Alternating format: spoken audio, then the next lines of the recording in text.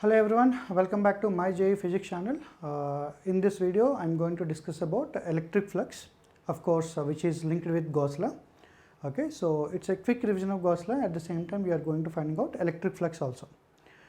So before going into the video, so we will see now my JEE Physics is starting paid courses also. So one of the courses a crash course for 2020. So the people who are preparing for JEE Main and Advance in 2020, so they can opt for this course, and this course is starting from the 21st July.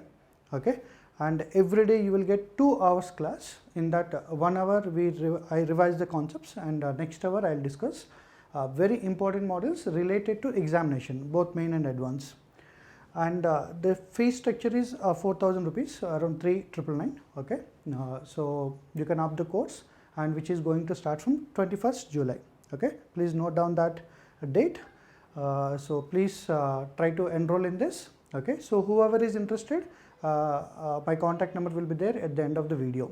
Okay, so you can take the contact number, at the same time you can call and register yourself for the course. So let us go into the video, which is electric flux. First of all, I am going to derive the electric flux through disk. Why? Because if I derive, I'll spend little time on this derivation, so that with the formula, whatever we'll get at the end, the formula is more useful to us. So please stick to the end of the video, so you will understand how useful this formula is. Okay, with one formula you can solve many questions. So first of all, get into the electric flux. So we know that electric flux is defined as E bar dot ds bar, where ds is the small area. Okay, so this is the way to calculate. It's E bar dot, because E is a vector quantity, ds bar is area vector. But the terminology of electric flux is simple, like the number of field lines passing through a particular area which is perpendicular to it. Like, so perpendicular area you can take, okay, to the field, or else you can take the perpendicular field component to the area also. So people will do in different ways, whatever is convenient. Okay. So here, what is the thing we are going to see is, suppose if I am taking one point charge, if I am taking, I am keeping a disk at a distance of x. Okay, so disk radius is something like an r is the disk radius. Then how much flux will pass through this disk? So for better understanding, I have given some other picture over here. These are the field lines. So okay, all these are field lines which are passing through disk. Understood? So now we have to find out what is the total flux passing through this disk. So that is the concept. Okay, so once we know that, the remaining questions will become easy. At the same time, we are going to learn how to calculate the electric flux through a disk also. Okay, both the things are simultaneously happens. So now let us say, suppose if I am taking the disk, at different points the field will be different. See, this is the one electric field at this point of the disk. At this point of the disk, already I have drawn one line. So at this point of the disk, I will get other electric field, because different points of the disk will have different field values because of the charged particle. Okay, so the field is varying on the disk. At the same time, direction is also changing. So at this point, at the center, the field direction would be something like this. Okay, now at this point the field direction would be something like this, E dash bar. So like this, field vector changes both in magnitude as well as direction, in both the terms. Okay, so it's a variable field passing through disk. Then how to do it? So for that, what we are doing is, we are choosing a one ring, something like this. This is the ring. So I'm supposing that ring radius is smaller, thickness of the ring is dr. This is very usual integration. By this time I think you understood. In physics, most of the times whenever something is variable, we use integration to solve it. Okay, so we take a small part of the object and we'll find everything in the small part, and then we integrate for the object limits. Okay, na? So then what is the field at this point? Suppose this is at a distance r, smaller, and this is, I am taking at this length is x. Okay, na? So then what is this length value goes for? Root of x square plus r square. This is the charge. Okay, na? Then what is the field at ring place? Whatever ring I am taking a small part. So at that ring place, what is the field value?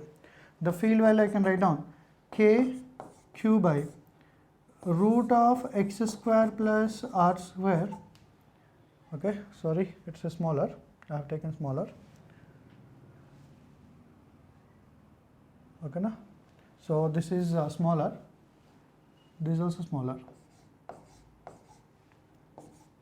small r square. This is the big problem in physics, sometimes small r, sometimes capital R. I have taken the capital R is the radius of the disk, okay, small r square. So whole square, k q by small r square, no? Like distance of the point from the charge square. So then what is the field value is equal to k q by x square plus r square. This is the field value. Field value at what place? Ring place. Okay. So let us see the other thing. So this is the disk in one view. If I take the disk in one view, this is the small part whatever we are taking, this is dr at a radius of r, then the field value will become, or field would be something this. This is the root of x square plus r square. So this is the field direction. Okay, na? So whatever ring we are taking here, that is the ring over here, this part. You can see the ring over here, this is r and this is dr. Then how the area vector of this ring? See, this is the area we require.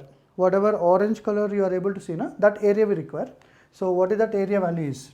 So you cut anywhere and elongate it. Okay. So then you will get something like this. You will get a one strip. If I cut somewhere and elongate, then I'll get a strip of what length? 2 pi r I'll get, periphery length. And what the thickness of the strip is? Thickness of the strip is dr. Then what is the area of this strip? Area of the strip will become area value I am writing as dA, which is 2 pi r dr. Okay, na? So this is the area what I'll get, whatever this orange color part area. Okay, na? Which is a small part of the disk. So like this, if you are adding the rings of different radius, then you will get a disk from 0 to capital R. Okay. So then area vector will be, I can take any one direction, area vector should be perpendicular to area. So it can be out of the board or it can be inside the board also. So that's why I am taking the area vector is something like this, dA bar. Total ring area is I am taking as dA bar. If this angle is theta, this angle also will become theta. Okay. So then what is the flux through this small part? Okay, if I know the flux through small part, then I can go for flux through entire disk. Okay, so then I can write down the E bar dot dA bar, which I can write down E into dA into cos theta, because the angle between the field vector and area vector is theta. So then d phi value I can write down as E value, we know that k q by x square plus r square, already we got in the previous expression, k q by x square plus r square. Okay, so same thing I am going to use, multiplied with area of the small part whatever we have taken is 2 pi r dr. Okay, so I think you understood this strip strip area into cos theta. So what is the cos theta value? Cos theta value also if you want you can write down. So d phi is equal to k q by x square plus r square into 2 pi r dr multiplied with cos theta value. This is x actually. This is the charge place plus q. Okay, this is the disk center. So then cos theta value I can write down x by root of x square plus r square. Okay, so finally I'll get d phi is equal to flux through small part is equal to if you want you can write down q into r dr. Okay, sorry, so I'll write down in better way. Okay, na? So kq into 2 pi r dr as it is x by x square plus r square raised to 3 by 2. So remember one thing, x is not variable here, x is constant. What is the variable? Small r is variable. So under that condition the flux through this part is equal to k value is nothing but 1 by 4 pi epsilon naught. Okay, so q into 2 pi small r dr into x by x square plus r square raised to 3 by 2. Okay, na? 2 pi by 4 pi you will get 2. So then q by 2 epsilon naught you will get r dr, even x also there, q into x, and this is 2 epsilon naught, 2 pi, 4 pi. Okay, so I'll do one thing, I will highlight that. Okay, this is 2 pi and this is 4 pi, will give you 2. So r dr by x square plus r square raised to 3 by 2. Okay, now this is the flux through what? Flux through ring, whatever we have chosen in the disk. But what the total flux value goes to? Total flux value goes to integral d phi. Then flux value goes to integral q into x r dr by, okay, so 2 epsilon naught into x square plus r square raised to 3 by 2 from where to where? 0 to r. Okay, so if I integrate from 0 to r, then I'll get the total flux value, because disk is changing from, disk is a collection of different rings of radius from 0 to r. So that's why I'm doing integration from 0 to r. Okay, so then flux value, total flux value I require. We got electric flux is equal to something in the variable of what? Small r. So now we are going to solve this flux value. Okay, so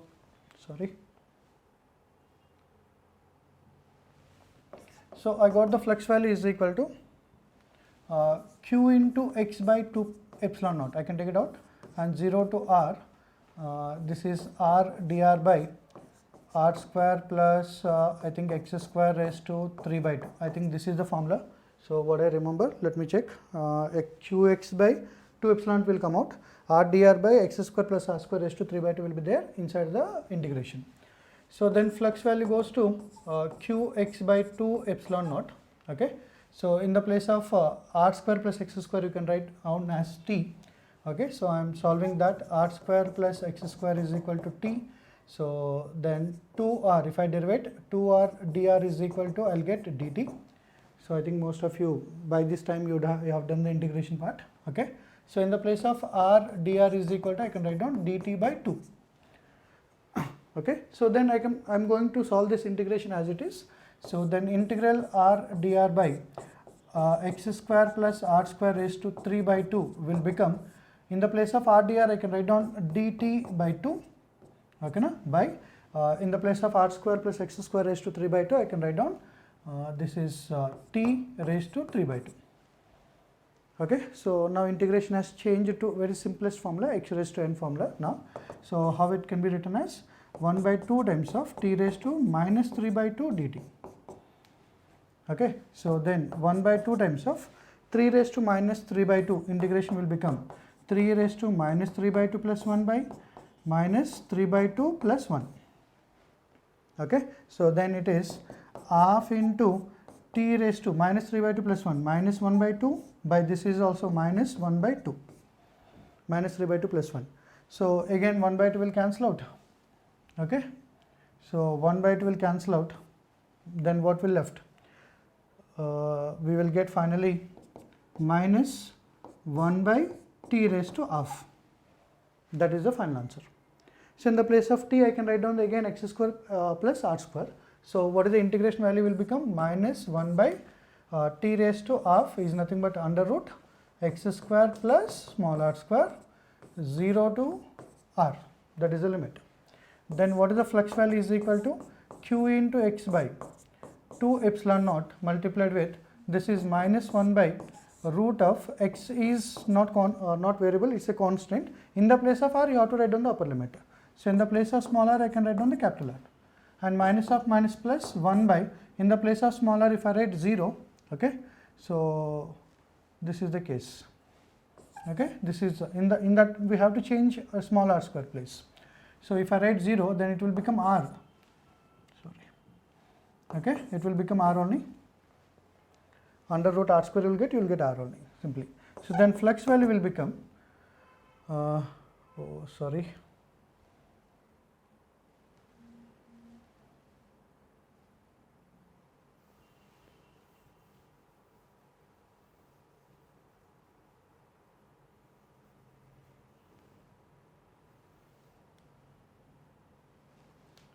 again. Now the flux value will become, okay, flux value will become qx by 2 epsilon naught into, now in the place of smaller I have to write down the upper and lower limits. X is constant, okay, so minus 1 by root of x square plus r square minus of minus plus 1 by, in the place of r, see I am highlighting that. So this is the term where we have to change. Okay, now we have to keep upper limit and lower limits. If I keep r value 0, it will become x. Okay, now, so then finally the flux value will become q by 2 epsilon naught. Now I am inserting the x into the bracket, then I will get minus x by under root x square plus r square plus x by x, it will become 1. Hope you understood. Just multiply the x inside the bracket. Then flux value will take a different form and easiest form to remember. So don't worry. 1 minus x by root of x square plus r square. See, in the signs always there will be some what is it? Some shortcut to remember the things. Okay. Here also some shortcut is there to remember the things. So don't worry about it. So let us go back to our question. The question was this: x and disk radius is what? Disk radius is r. Okay, na? So if disk is something like this and this is the charge. Okay, na? So this is the x. Suppose if I am adding all the lines, if I am adding the all periphery points to the charge, then it will become a cone. Then this makes some angle. So that angle I am taking as something like an alpha. For example, if I take alpha, then what is the cos alpha value? In this, cos alpha is, this is r. Okay, so this length, slant length will become x square plus r square. So then cos alpha value will become x by root of x square plus r square. Hope you understood. Now take all the points of the disk and connect it to the point charge, then it will form a one cone. So I am finding the semi-vertex angle of the cone. Okay, so this is somewhat easy to go with it. So this is the cos alpha what I got. So remember this term. So let us get back to our wherever we left. This is the place. So here also we got, here also we got x by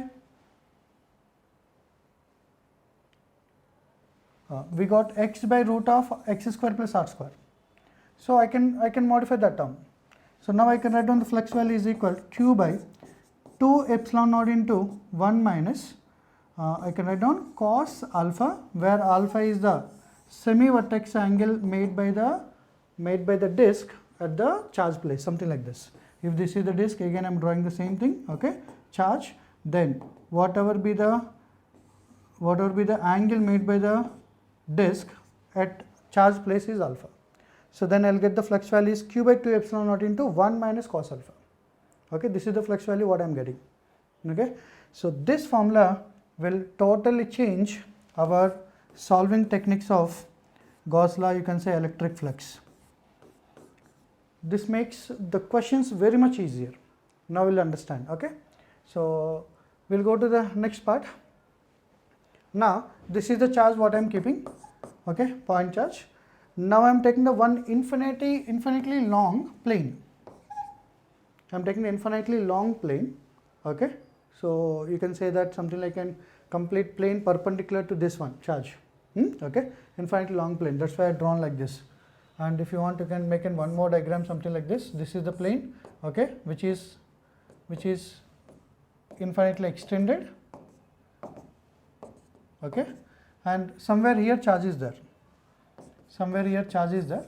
The perpendicular distance of the charge, the perpendicular distance from the plane charge is something like an x I am taking. X is the distance. Okay, so this is completely plane which is perpendicular to you can say this line.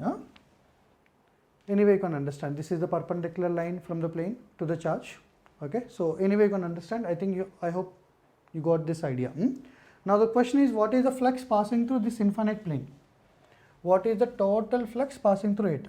Okay, what is the total flux value? Understood? So this can be done very easily once you know the previous formula. Why? Because see, I can take like this entire plane as a, suppose this is the disk. Okay, na? Disk of radius is r, and where is the charge? Charge is here, suppose, and this is the x. Now what is the angle it will make? It will make an angle of alpha. Now imagine this disk is extended till infinity. Getting my point? If this disk is extended till infinity, something like an infinity, then it will become an infinite plane. So then I can apply the electric flux formula over here, right? So what is the electric flux value I can write down now? Electric flux value, actually for the disk I got Q by 2 epsilon naught into 1 minus cos alpha. This is the formula I got. But here what is the alpha? Alpha value will become how much? 90. If alpha is 90, that means the disk is extended till infinity. What is the meaning of disk is extended till infinity? Is nothing but an infinite plane. Okay, so as it is infinite plane, I can find out what is the flux passing through infinite plane. So that flux passing through infinite plane I can write down as Q by 2 epsilon naught into 1 minus cos 90. That's it. Alpha value will become 90, cos 90 value is 0, then flux value will become simply Q by 2 epsilon naught. And here the interesting thing is independent of x. It does not depend on the x. You take one infinite plane, you keep the charge at any position, the flux value remains same, which is equal to Q by 2 epsilon naught. Let us see the next application of the formula, whatever we derived, which is Q by 2 epsilon naught into 1 minus cos alpha. This is very much useful formula. Now I think you understood this part. You can easily identify what is the flux through infinitely long plane. Okay. So the next one is something like this. This is the hemisphere. Okay. So suppose I'm drawing again that part. Okay. So this is the hemisphere. Even this question is given in 2017. Directly you can solve the question if you know the formula. Okay. So this is hemisphere. Okay, half of the sphere. Now I am keeping a charge at the top. The distance is very less, negligible. Okay, not exactly on the top, you can say. Okay, very small distance, a small gap is there. Now the question is finding the flux through curved part. Only through curved part, what is the flux value? See, whatever curved surface is there, okay, through that curved surface only we have to identify what is the total flux passing through it. So if I want to solve normally something like this, okay, na? These are the field lines goes out away from the charged particle. We have to find out the flux value. Randomly I have drawn some lines. So that is the way you have to identify the flux value. So if you want to calculate the field value at different points, it will be very lengthy. Okay, so that's why we are not going into that method. You know, I'm against to those type of things. So integration, I say that always to even my direct students also, that integration is the final method to apply. Okay, first we have to see that any other logics can be applied or not. Okay, so now as we want to find out the flux through curved surface, now here Gauss law is more useful to solve this particular question. So what the Gauss law is saying, that integral E bar dot ds bar is equal to what? Charge enclosed by epsilon naught. If you want to identify the flux through any closed surface, then total flux through closed surface is always equal to the charge whatever is there inside the surface by epsilon naught. Okay, but here if I take this closed surface, hemisphere, no charge is there inside. Whatever charge is there, that is outside. So that means inside charge is 0, am I right? So this part, inside charge is 0, so then I can write down, then I can write down the value is what? Simply 0. So now integral E bar dot ds bar is equal to 0, so I can write down the, now what is that flux value? This is the total flux through curved surface, even flat surface also. Both the cases, okay, I mean both the parts. So I should not write down this closed integral because I want to separate the things. Okay, na? So integral E bar dot ds bar for curved surface, okay, na? For the curved surface plus integral E bar dot ds bar. Have you understood? Like here closed integral is there. Here I am not keeping any closed integral. Closed integral stands for entire closed surface, you have to go for that. So that's why entire closed surface I made into two parts. One is curved surface is one part and flat surface is another part. Okay. So integral E bar dot ds bar through flat surface should be equal to what? 0. Now we require this part. This part is the question actually. We have to find out the flux through curved surface. So if I am able to identify flux through flat surface, then question is done. So then how to find out the flux through this flat surface? It's easy. Already we have done. This is the flat surface, and where is the charge? Charge is here. What is the distance of the charge is r, and the radius of the sphere is r also. Okay, if I take r, actually radius is not given, suppose, then you can take, if this is r, this will be r. Obviously this also will be r, na? Okay. So r and r, that means what is the angle it will make? Angle it will make is 45 degree. That means in the formula alpha value is 45 degree. Then what is the flux through this surface? I can write down. The flux through this surface is equal to, we know the magnitude, but now we have to find out the what is that, positive or negative also. See here, how the area vector is. Area vector for this is away from it and perpendicular to it. This is the area vector. And field lines also in the same sense, something like this, field lines. As field lines are in this sense, what is the angle you will get? Angle you will get less than 90. Whenever angle between the field and area vector is less than 90, you will get the flux value is positive. Okay. So here flux value will be positive. The flux value is equal to Q by 2 epsilon naught into 1 minus cos alpha is nothing but cos 45. This is the flux value through what? Flux value through flat surface. Okay. So I got the flux through flat surface. I want to find out the flux through curved surface. Then question is done. E bar dot ds bar due to curved surface. Okay. Due to curved surface is equal to minus of, we should not write down closed integral. Okay. So minus of integral E bar dot ds bar for the flat surface, which I got that value is minus Q by, actually this is the magnitude, I am writing minus also, as minus is there. This is only magnitude of the flux. Okay. 1 minus cos 45 is nothing but root 2. So directly you can opt for this. Okay. So this is the electric flux through curved surface of the sphere when charged particle is kept on the just above the surface. Okay. So like this formula is more useful. Okay. So let us see the one more application of this formula. Okay. So now I have a cylinder. Okay. Cylinder length is 2r, radius of the cylinder is r. Exactly what do you say, that this charge is kept at the center. Exactly center of the cylinder charge is kept. Now the question is simple again. What is the flux through curved surface? Okay. So this is the question. Now you can pause the video and you can try for this and come back to check your solution. Okay. Now you can do this. This is easy now. Okay. Now how to do this? For the cylinder I have 3 surfaces. This is one surface, one flat surface. Am I right? And this is another flat surface. And what the third one is? Curved surface. Okay, na? So these are the 3 surfaces we'll have for the cylinder. So I want for the curved surface only. Now charge is there inside the cylinder. As it is there inside the cylinder, now I can write down the Gauss law. Integral E bar dot ds bar is equal to, I can write down what? Charge enclosed by epsilon naught. Now I can write down, this is the total integral, surface integral. It's also called a surface integral. This is the total flux through cylinder.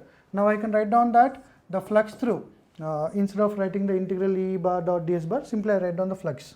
Okay. So that will be easier and time also will be saved. Okay.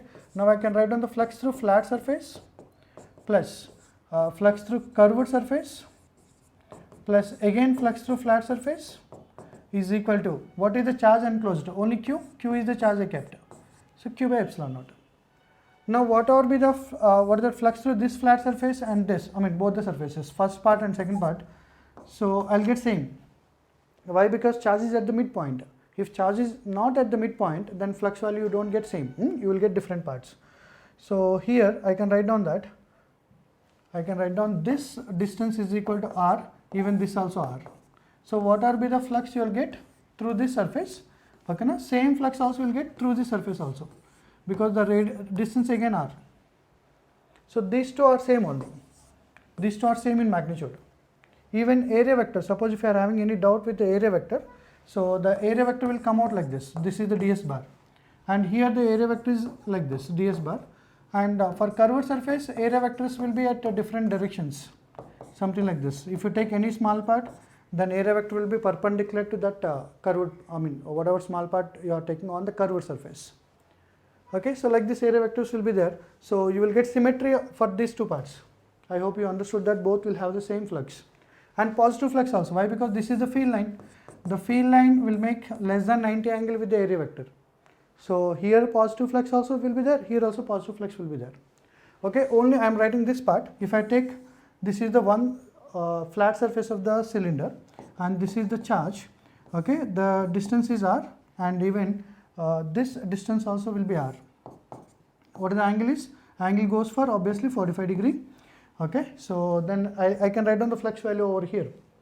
Okay, same thing will be there on the other flat surface also. Once I am able to crack the flux through flat surfaces, then I can find out the flux through curved surface very easily.